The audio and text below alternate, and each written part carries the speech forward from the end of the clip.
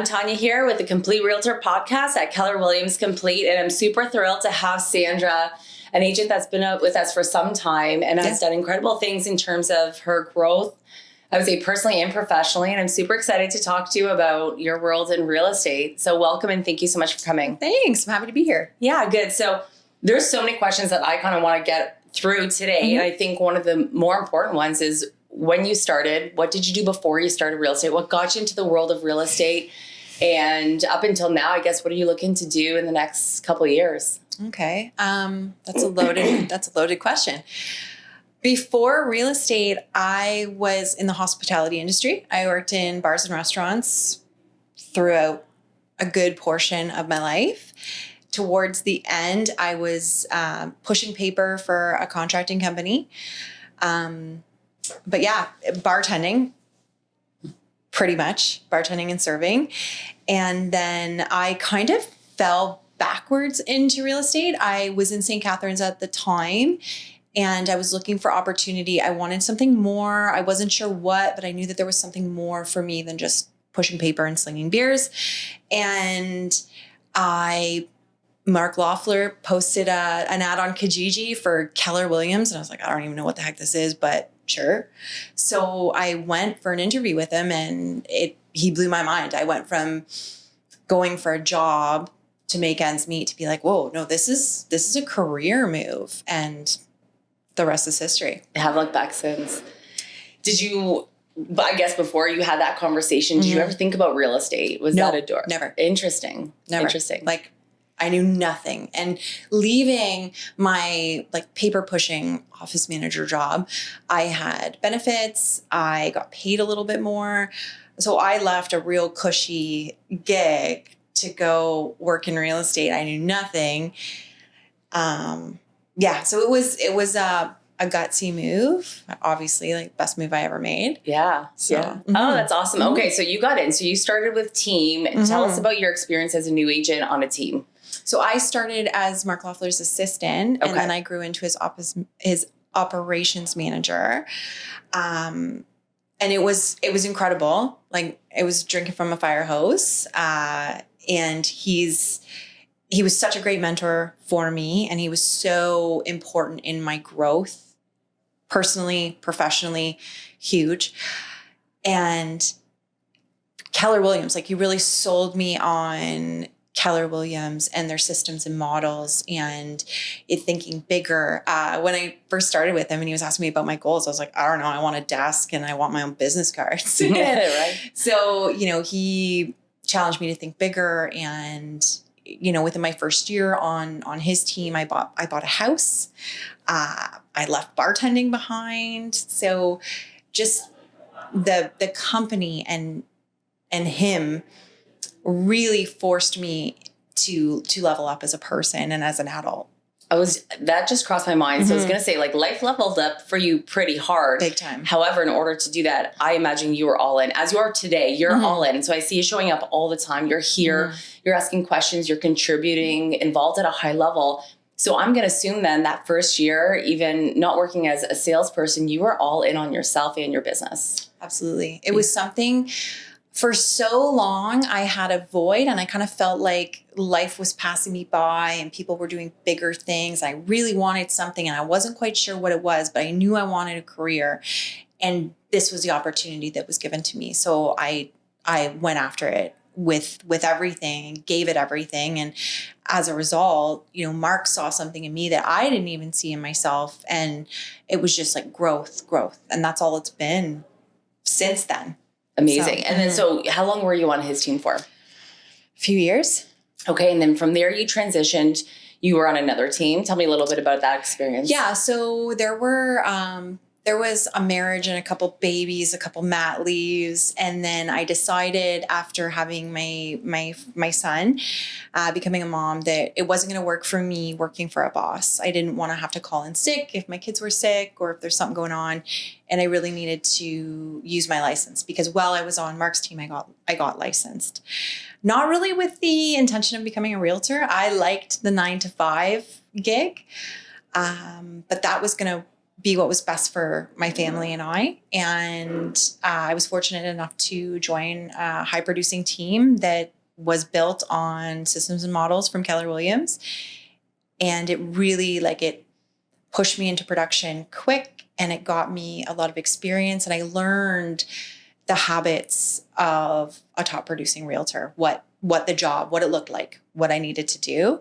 And so it instilled in me what I needed to be doing. Because I could, okay, you do these things, you get these results, you just keep going. So going from one mentor that did the same thing to another mentor that did the same thing, all again, the systems and models, was just like, okay, so this is how you realtor. And that's it. Yeah. So, Okay. That's awesome. And so a lot of agents are coming in solo, and of course you can do it solo. And there's coaching. Of course, you can do a coaching, or you can go team. Walk me through, let's say you were to go back in time and you had a great experience. Yeah. What might it look like had you come in solo, or would you even have done the business if you came in as a solo agent? I feel like if I was fresh and I knew nothing, there's no way I would start solo. For a moment, I did try to do it solo for a few months when I was coming back from mat leave. And I quickly joined a team because I was, I kind of knew the blueprint and what I needed to do, but there was still so much that I had to learn. And, if you want to learn something, you find a mentor and you work under them, and you learn a lot faster. You do a lot more, a lot quicker. It really, I guess it speeds up that growth process, right? Yeah. So to answer your question, I mean, whatever, I was only on my own for a couple of months. So I wouldn't change anything. I would definitely have gone the team route, and yeah. Good. I like that. Now, so you're solo now. So this is exciting. So you went from team to temporary solo to team, and you did a lot of growth, and now you've taken off and you're having a pretty awesome year. Yeah. Walk me through that. So that's a lot of change. Yeah. So I feel like it's always kind of the goal to do it on your own, and it just became my time, and not a whole lot changed. So my address changed in that I went from one physical office to this physical office, but the job was still the exact same, because instilled in me is that I do these things. This is a job. This is what it means to realtor. And so I knew that when I was going to do it on my own, I needed to have an office. I'm not a work at home person.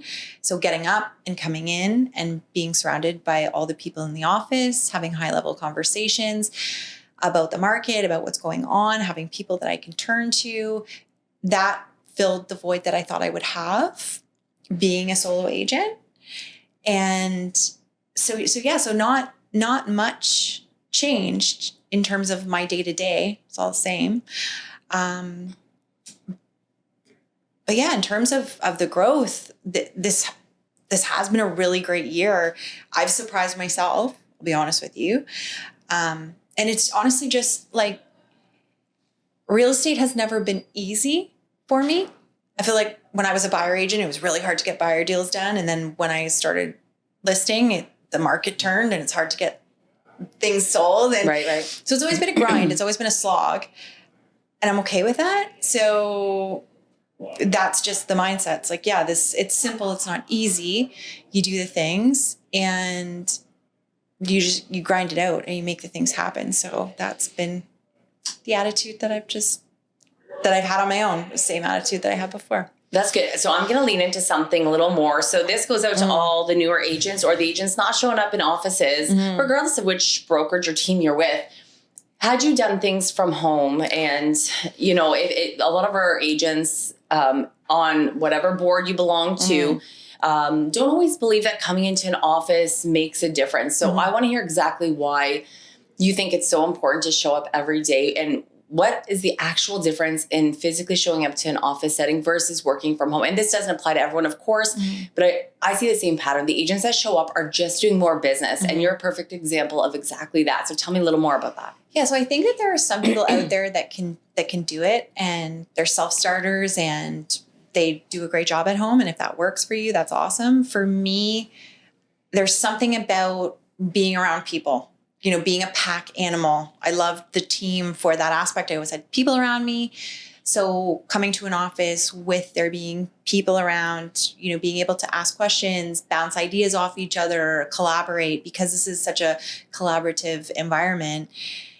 There's so many benefits for an agent, new, seasoned, whatever, to have those people around, right? So for me, that's been huge.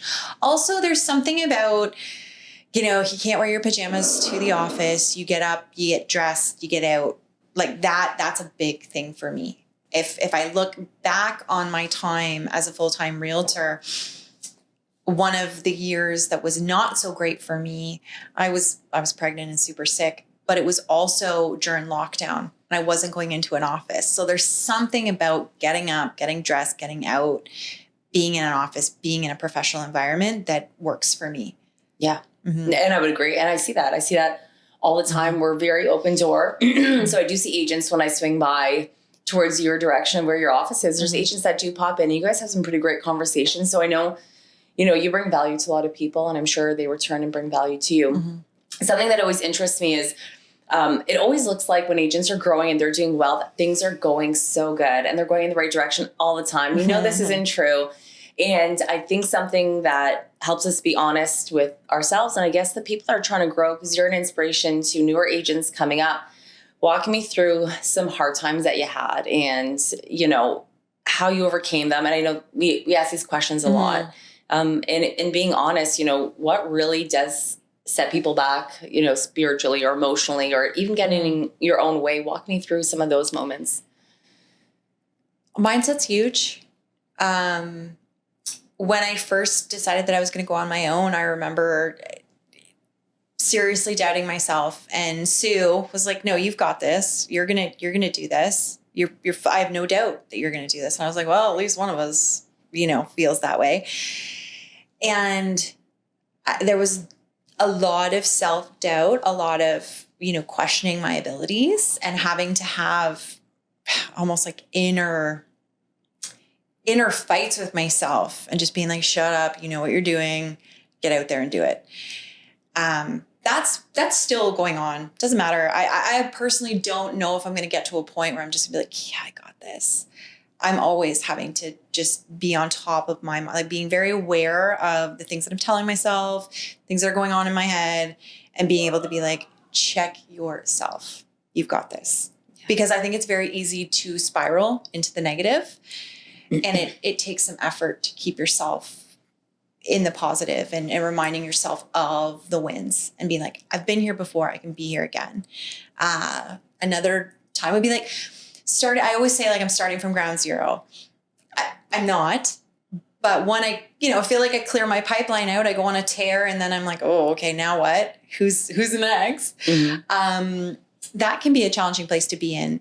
Luckily for me, because I've gone on mat leave and started over and gone on mat leave and started over. And I feel like I've started over a couple times, going solo, starting over. I can always remind myself that I've been here before, I can do it again.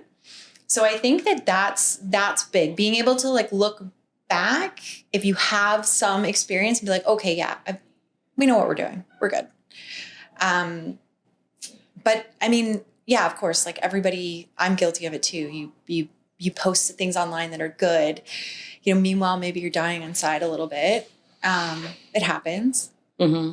Though I think that honestly, the biggest thing, like the biggest hurdle in this business, because it's up to you. Like you only get paid if you sell the house, if the house closes. So like that's on you. And I think the biggest thing is just like your mental state, your mindset. So whatever it is that you have to do to get right with that. And it's not like a flick of a switch. And it's just like, oh yeah, no, I'm positive. It's cool. No, it's like constantly working on that. I think that if you're working on that skill and you're in the right mindset, then the rest happens, right? Like you what you focus on expands. Yeah. Right. Yeah. Yeah. Mm-hmm. We hear that a lot now. Mm-hmm. Having said that, did you have a specific day in regards to real estate directly that you had a really hard day where you were just this close to throwing it in and saying, I call it quits, and you didn't, but you were that close?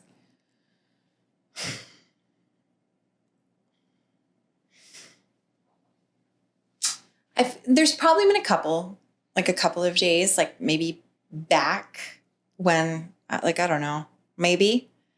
I remember recently there was one day when I was just like, I was driving around, deal from hell. Closing day was a goddamn nightmare. And I was almost like manically laughing in my car, just being like, hey, what else? What else is going to happen today? But just making the choice to kind of like lean into like, this is my job, but because of this, I get to do all of these things that this job allows me to do. It's the worst day in real estate for me is far better than like the worst day of going into work for a boss or having to not be able to have a hard time about being off with my kids because my kids are sick, or you know what I mean? So constantly just reminding myself of like, yeah, this is hard. It's not an easy job. There are days where it's super taxing and, you know, difficult. But the hardest days here are like way better than going. I couldn't work for like having my own business and doing this for myself and being able to have the freedom and flexibility. And when I say that, it doesn't mean that I don't work. Like you're working. We see you working. Here. It's a full-time job, though I do have the freedom and flexibility to be there for my family. And that's the most important thing to me. So yeah. And that, I would say that's a big thing for a lot of agents, right? You always hear that freedom, flexibility. And sometimes that's a challenging thing to do. So even for myself, I probably could do a lot of my job from home. Yet I don't know that I ever would because I get to show up and I get to see people, and nothing is better, I find, for me when I see other people like yourself winning, or when a newer agent comes in and they're like, I just got my first listing, and they're through the roof and they're excited, a little bit stressed, a little bit nervous. Yeah. And it feels great that we're all kind of in this together and still have the ability to go home to our families at night and take care of the things that we want. Now, I'm always curious what people's big dreams are, what their we call them big whys, of course. We hear that a lot. Is that something that drives you? And if so, what is it?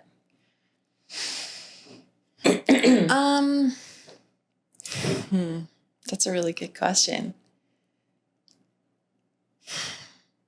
I feel like the day-to-day drives me, if that makes sense. The tiny wins, moving the ball forward, that drives me.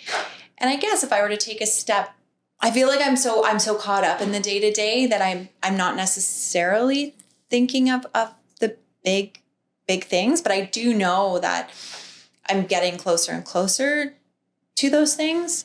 What are they? I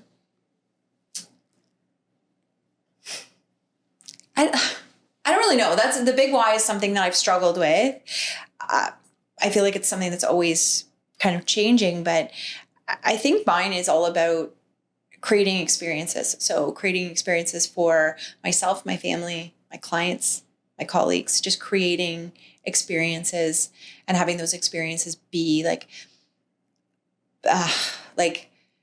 being kind throughout it all, just like being a good person and, living life, creating these like bucket list moments for my family and I, being there for them, even in the small day-to-day things. Like there are things that happen that I'm just like, man, this is so cool. Yeah. And it's going to sound super cheese, but I feel even though, it's a grind and some days you work till like 11 o'clock and you're so tired, but I really feel like I'm living my dream life in real life, if that makes sense. Yeah. So I would say your big whys, you're kind of there. Maybe that's exactly what that was, right? Not to say that there isn't room for growth, because there's things that I want to do. There's goals that I have. I've got like my 3-year plan, my 5-year plan. Like I've got all those things. But when it comes to like the actual why, personally, I'm working on, being a little bit more present when I'm home, like working on that counterbalance. Like when you're at work, you're at work. And when you're at home, you're at home. So kind of working on that, but yeah. Yeah. Well, that's good. I like that. Now, in terms of your real estate growth, so you're growing, you're well over last year. So you're definitely on this hockey stick trajectory. Yeah. So 2025 is here. I imagine you've done your business planning. What are you looking for in terms of growth in your business for this year? Yeah. So obviously growth, like when I look at the numbers, I've never been, so one of the things that, they teach you in Bold and take your goals and cross them out and double them. That's never been something that's worked for me. I need my goals to be realistic. I need to be able to see the path, So personally, that's something that's just not my bag. However, looking at what I did this year and applying growth and writing the number down, like low key makes me want to be sick, though I can see the path to get there. So that's crazy. Right now in Q1, a big part of where my focus is going to be in systematizing my business, having procedures, not so much flying by the seat of my pants, which is crazy because when I started in real estate, I was in operations and that's all I did. That's your jam. But here I am. So yeah, I've at the end of the year, I took some pretty purposeful time to reflect on my business and be like, wow, this was a great year. I'm super proud of what I've done. I'm super thankful for the people that have trusted in me to help. That's awesome. Now let me find the holes. And so I've sort of seen where the holes are and where I want to kind of up my game in that kind of thing. So I've got them all right now. Like I've got, you've got your business plan with your dollar amount, your amount of transactions. But then I also have my other goals in terms of 2024 was very much Alex Powell saw this to me once when we were on Loeffler's team. And it's like, yeah, we're building the plane as we're flying it. And that's how I felt all 2024. So 2025 is going to be about like, paying attention to flying the plane and sort of making the flight experience that much better with systems. So that's a great analogy. So I would say that majority of agents probably operate as in the build as you fly, kind of, you get that momentum. And before you know it, you're doing more business than maybe you thought you would, or, you're just really getting overrun with leads or opportunities and you're doing the lead gen thing and not always a closing thing. And there's all these different things that you got to complete and get done. And then so agents would find themselves in a position where they're maybe struggling and they have a great amount of business. And I see with a lot of agents, they're like, I did 20 deals or 15 deals, or I did 10% more than last year, or 30% more than last year.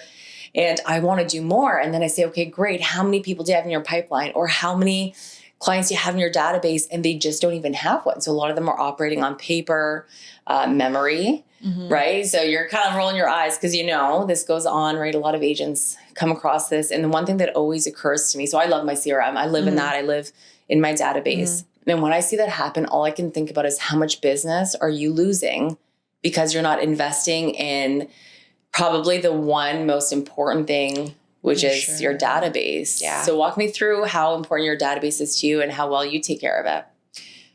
It's huge because that's where all your people are, right? That's your new leads coming in, your friends, your family, your past clients, the people that you need to love on, the people that you need to nurture, all of it. They're all in there and they're all treated a little bit differently in terms of what their needs are. So being able to go through your database and identify who's who and where are their pain points and what do they need and set up a plan accordingly is so important. There's a lot of room to grow there for myself as well as a lot of other agents. Again, I can't say enough how thankful I am for the training and the experiences that I've had working on teams where they've like, I don't know how to do this any other way. And like, I'm super thankful for that because had I not have had that experience, I might be one of those agents that's just like flying by the seat of my pants. So I think it's incredibly important. Your Your database is your everything, really. Wherever it is, like I always see on the chat in these like agent chats and things, people are like, oh, what's the best CRM? It doesn't matter. Whatever one you're going to use is the best CRM. And you put it in, you set reminders, like you talk to somebody, you add your notes in, and then you know when you need to reach out, right? If you have follow-up things, information that you got to get for them, whatever it is, like you put it all in there so that way you can free up that mental space. So it's not about you remembering to do anything because your CRM is going to remember that for you. Yep. And then you can free up that mental space for other things, right? Yeah. Now I want to get into something, a little bit of tips and tricks from your perspective. You have a great reputation in the industry, especially when people do deals with you. You're kind, you're always willing to work well with someone, and you come across very generous. And I would love for agents that may be working opposite you. So these are up and coming agents, brand new agents. What is something that you really love to see that makes a deal come together so smooth and really seamlessly that you really should expect from the agent working across from you? I think a couple of things. It all boils down to professionalism. I have a pretty high standard of professionalism for myself and how I conduct myself with my clients, with other agents, with people in the office. I'm a friendly person. I like to joke around and have fun and stuff like that. But my professionalism is huge, and sort of under that umbrella is communication. So being able to, if there's something going on, contacting the other agent and being like, hey, this has come up. This is what's going on. Just so that there's always that open line of communication and not leaving somebody just, wondering what the heck's going on or not getting back to people. I think that's probably the biggest thing when it comes to other agents and being on the other, opposite ends of a deal. It's just some of the best deals that I've ever done have been with agents that are just like on top of things and staying in communication, not constantly, but when it's necessary. That's huge. And then also just like being nice, playing nice in the sandbox. That's what Andrew Robertson always says. And, it's like, I think it's like anything. You treat others the way you want to be treated. So whether it's your clients, whether it's your family, whether it's an agent on the other side of a deal, we both have the same goal to get the deal done. We both have our client's best interests at heart, but we can find a middle ground so that there's a win-win there. And why wouldn't we? Why would we do anything to make it harder for each other? Because it's just going to take more of our energy. Like, let's not do that. Let's leave that energy for something else, right? Yeah. That's kind of my thing. And how about any tips or tricks for building a business, whether you are coming off a team or maybe some agents do want to start solo? What are some of those key things to really pay attention to as you launch your solo business? Ooh, that's a really good one.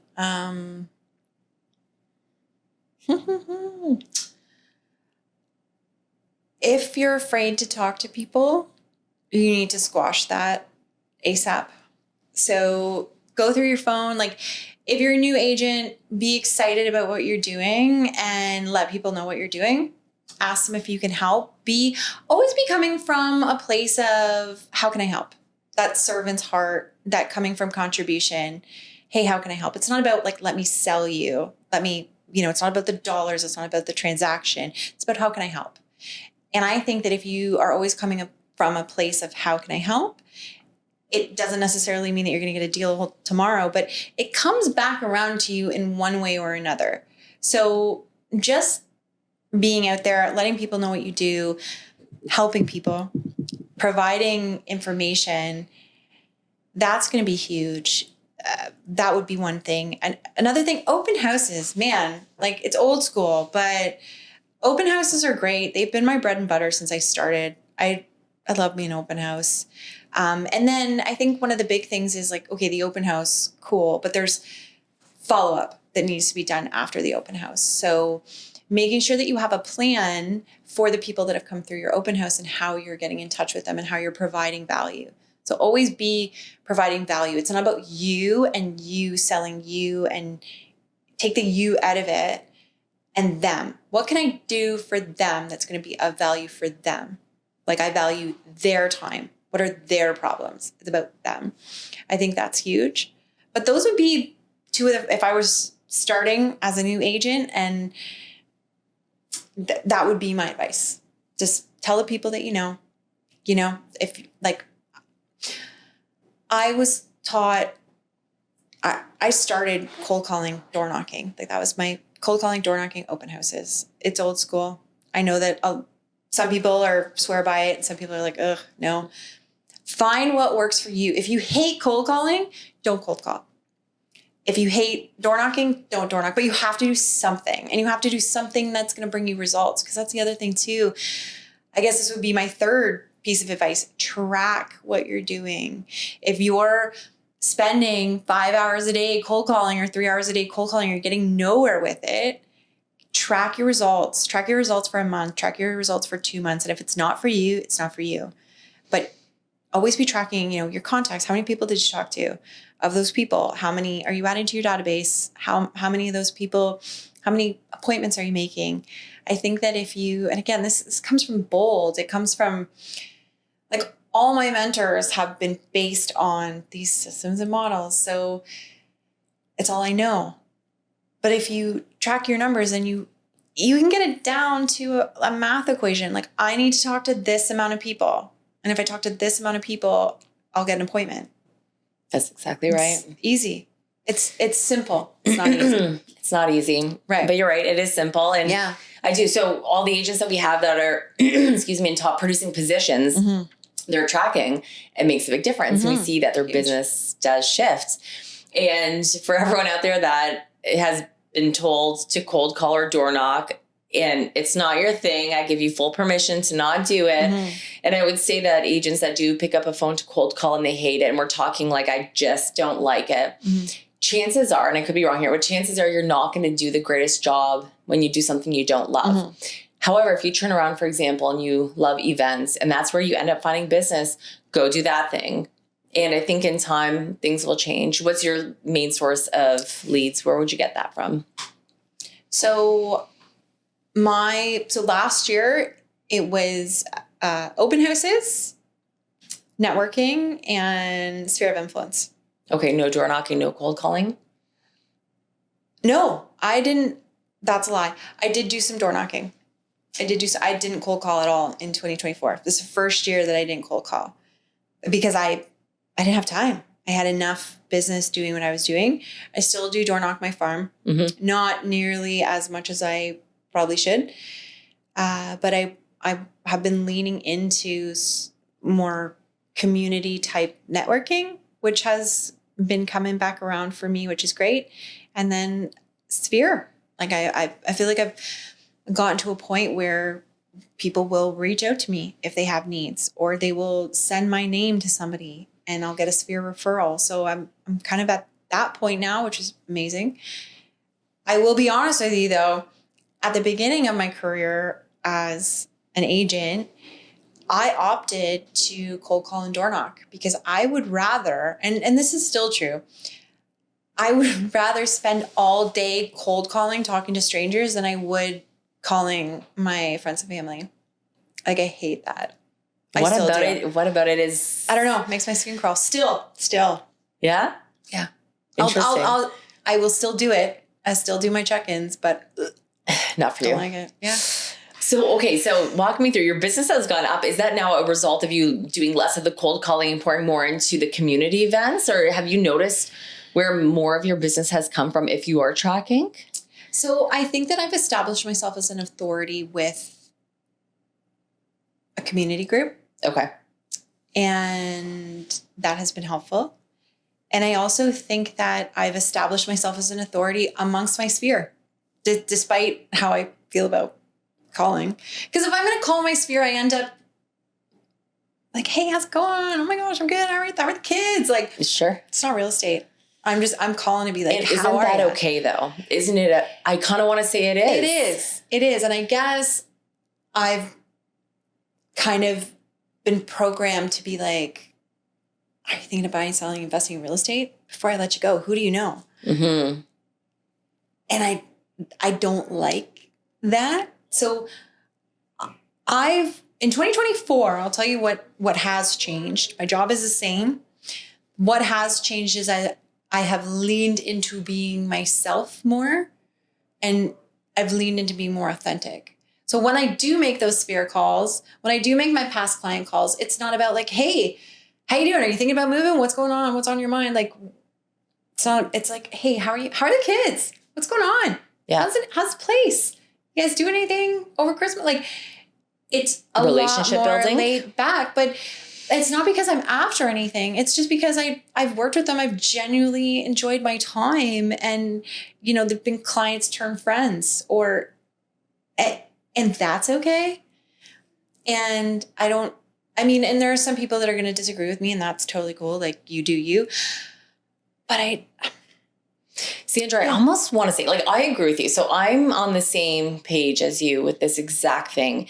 And being myself, everyone knows that I'm not a pushy salesperson. Mm-hmm. If I were to show up on the phone with a friend or a family member and my conversation were to end in that, and I had at one point done that, I was on a team, and it was a horrible experience, and all I did, and it's not about the scripting or how I laid it out, it really just turned off the people that I was really close with or had great relationships with that perhaps I hadn't talked to in a certain period of time.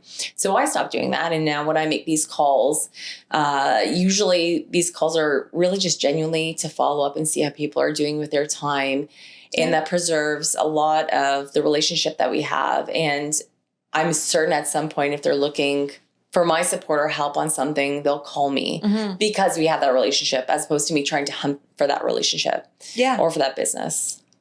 I think so too. I mean, am I leaving some opportunity on the table? Perhaps. But this works for me. Yeah. So again, 2024 was just about, okay, I've been so fortunate to work with some of the best in the industry, and I've been taught, like, I've got such a wealth of experience and knowledge from my mentors over the years. But now I need to take that and make it mine. Mm-hmm. So I've got the foundation. Let's make it mine. Let's lean into, like, what do I do? What do I bring to the table? And that has been huge for me, in person, on the phone, online, social media, like all of it. Being more of my authentic self and realizing that I'm not everybody's cup of tea, and that's okay. But it's much easier to just be me and lean into being myself than it is trying to fit a square into a circle hole, right? Yeah. So now a couple more questions. And something that I really want to ask is, why KW? You're with us. You've been with us for a while in different capacities, in different team environments. Yeah. Why us? It's all I know. I've never, it's all I've known. But also, KW has systems and models, and they have a playbook. And so and I know not all agents are going to join KW and follow the playbook or read the playbook or, do anything with it. And they're still going to have great businesses, which is awesome. I am a doer. So, like, give me a task, I'm going to do it. So KW, it's like, okay, here's a job. This is what you do. Just do it. And I'm like, okay, this is awesome. So for me, KW has been amazing as an agent because the systems and models are there. If you choose to follow them, you're good. And then on top of that, it's a super collaborative environment. We're a sales-driven business. This can be like a dog-eat-dog sort of industry.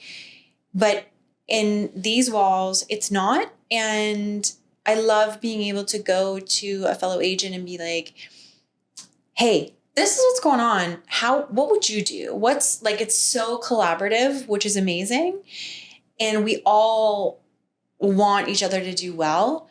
And we're all sort of leveling up each other at the same time, which essentially is what's best for our clients, which is amazing. So systems and models, collaboration, and just like being a part of this specific brokerage. Like, I've been here since almost the inception. Like, it's been almost 10 years. And like, I love it. I love the people in our office. Like, we have the best support staff around, period.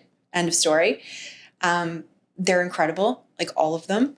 And I'm super, super thankful because while I've been building the plane as I've been flying it, let me tell you, that plane wouldn't have gotten off the ground if it wasn't for our support staff, being there for me. And like, balls haven't dropped because they've been there.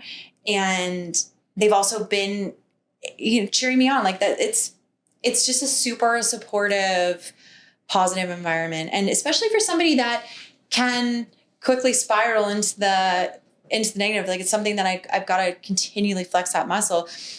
I'm in an environment strategically that is more like, let's lean into positivity. Like I do Bold every year because mindset, I can't say it enough, is huge. Mm-hmm. So yeah, that's why.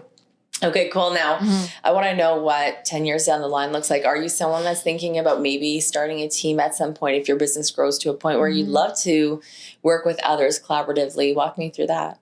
Yeah. That answer was always a no. Uh-huh.